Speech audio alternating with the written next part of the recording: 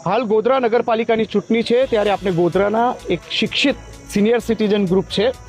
મોટાભાગના અલગ અલગ સરકારના વિભાગોમાંથી નિવૃત્ત થયેલા છે. તેઓ દરરોજ સાંજે આ ગોધરાના બામરોલી રોડ ઉપર જે ગાયત્રીનગર સોસાયટી છે ત્યાં ગાયત્રી ગ્રુપ કરી અને તમામ લોકો બેસે છે.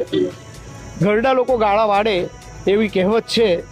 ત્યારે આ નગરપાલિકામાં હવે આપણે આપણા ગાળા કેવી રીતે વારવાના છે બધા સાથે વાત કરીશું. એનડી ઉપાધ્યાય છે મારી સાથે, એમની સાથે પહેલાં વાત કરીશું.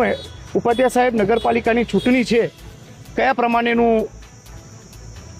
વિચાર્યું છે? હવે ભારતીય જનતા પાર્ટી તરફથી અત્યારે જે નગરપાલિકાના 11 વોર્ડ નક્કી કરેલા છે. 11 વોર્ડ તો નક્કી થયા છે, બધું બહુ સારી વાત છે અને સુખાકારી બી અમે ઈચ્છીએ છીએ. પણ ભૂતકાળની અંદર જે કામ નથી થયા અને અત્યારે રોડ, રસ્તા, ગટર, પાણીની જે અવ્યવસ્થા ઊભી થઈ છે, કચરા માટે પણ અવ્યવસ્થા ઊભી થઈ છે.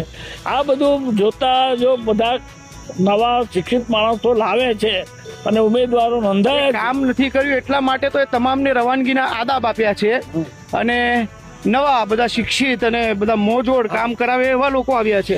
એટલે જે ટેન્ડન્સી છે સારી છે ભાજપની કે નવા માણસોને લાયા છે અને એને ઉપયોગ એવો થશે કે ભાઈ સારા કામ કરશે.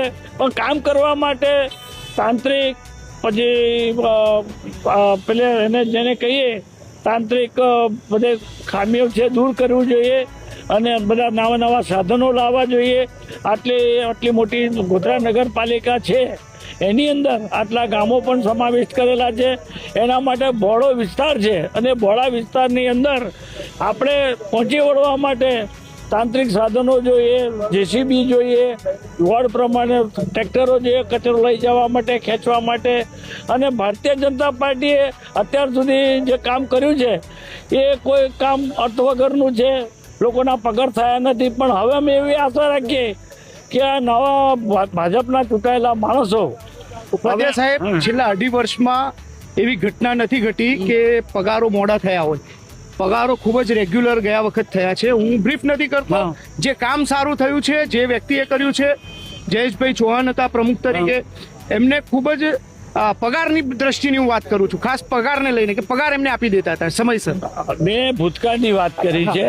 હવે ભૂતકાળની અંદર કયા પ્રમુખેનો પગાર કરેલો છે અને કયા પ્રમુખે નથી કરેલો એ મારી જાણમાં નથી. પણ હું જે જાણું છું એ તમને વિસ્તૃત રૂપે કહું છું કે આ ભારતીય જનતા પાર્ટી સારી છે અને આ રીતે જો કામ ચાલશે અને પ્રજા માટે સુખાકારી કરવી હોય તો નવા ચૂંટાયેલા સભ્યો ખંતથી કામ કરશે તો નગરપાલિકામાં ભવિષ્યની અંદર ઉજ્જવળતા આવશે.